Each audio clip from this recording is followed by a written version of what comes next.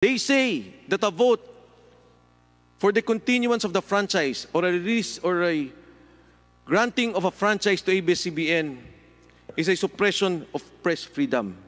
But I say, Mr. Chairman, that a yes vote to stop the franchise is a vote to stop perpetuation of an oligarchic state, an oligarchy that continue to suppress our people.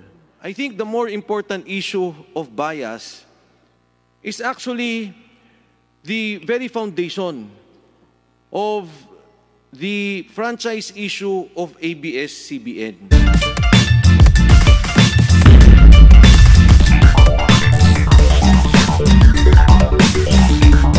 House Speaker Velasco is the worst. Ganito inilarawan ni Kalusugan Party List Representative Mike Defensor si House Speaker Lord Alan Velasco dahil wala daw umano itong kakorte-kortesiya bilang leader ng kapulungan.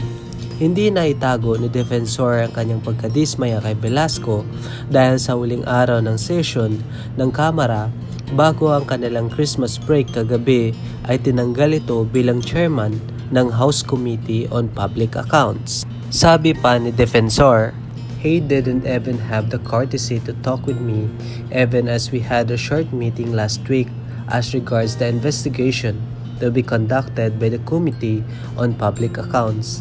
He even requested me that we also suspend investigations until January, which I respectfully agreed to. I would not have resisted if he had asked me to give up the position as I have said in the past.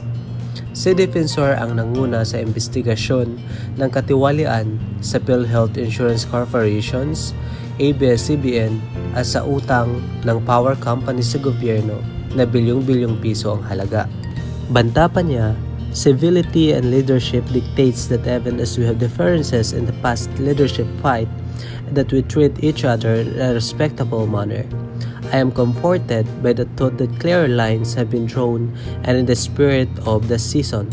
I wish Speaker a Merry Christmas. See you next year. Ipinalit kay Defensor ang isa sa loyal allies ni Velasco na tumulong sa kanya para makuha ang speakership kay dating Speaker Alan Peter Cayetano na si Provinciano Ako Party List Representative Jose Bonito Singson Jr.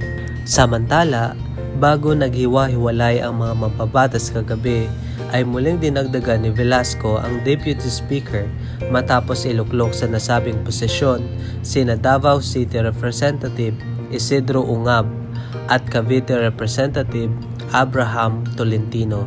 Sa kabuuan, umaabot na sa 31 ang Deputy Speaker sa ilalim ng liderato ni Velasco at pinakamarami sa kasaysayan ng Kongreso.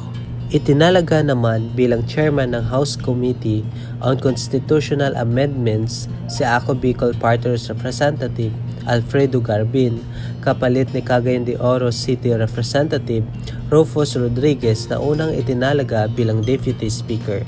Si Garbin na dating miyembro ng House Electoral Tribunal ay pinalitan ni Bulacan Representative Henry Villarica habang ginawang Vice Chairman ng House Committee on National Defense si Duterte Youth Fighters Representative Ducel Cardema. Bumalik tayo kay Representative Defensor. Hindi na maipagkakaila at halos alam na ng karamihan na isa si Mike Defensor sa mga kongresista na sumulong para hindi bigyan ng bagong prangkisa ang ABS-CBN.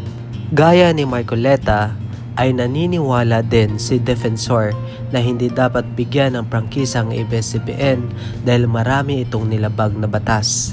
Samantala, maraming mga sulit kapamilya fans naman ang nakabalita sa nangyari pagkatanggal ni Representative Mike Defensor bilang Chairman on Public Accounts. At ito ay ilan lamang sa kanilang mga komento. Sabi ni Lois Yu, "Patawa ka Mike Defensor, anong respectable manner yung sinasabi mo? Meron ka ba niyan? Ha ha ha, bumalik na sa inyo ang mga pinagagawa nyo. Kinain mo, ligpit mo." Dagdag naman ni Terpy Peter, "Marunong ka rin pala masaktan? Noong nag-iimbestiga kayo kapag bastusin nyo si Gabby Lopez, parang isa lang na grasang tao turing sa kanya. Kaya tulad mo, di dapat respetuhin din. Karma sa'yo yan. Di naman naiwasang magtanong ni MD Alinarja. Sabi nito, Defensor, anong batas ang iyong naipasa na align sa nire-represent mo na party list sector? Tumakbo ka sa eleksyon bilang isang kongresista ng isang distrito at palagay hindi ka mananalo. Sabi naman ni Angelina Palma, buti sa kanya sobrang yabang, makasarili ang hayop na yan. Di nila inisip ang mga empleyado na mawawala ng trabaho. Buti sila bundat na bundat, paano mga buhaya, mga party list lang na walang nagagawa.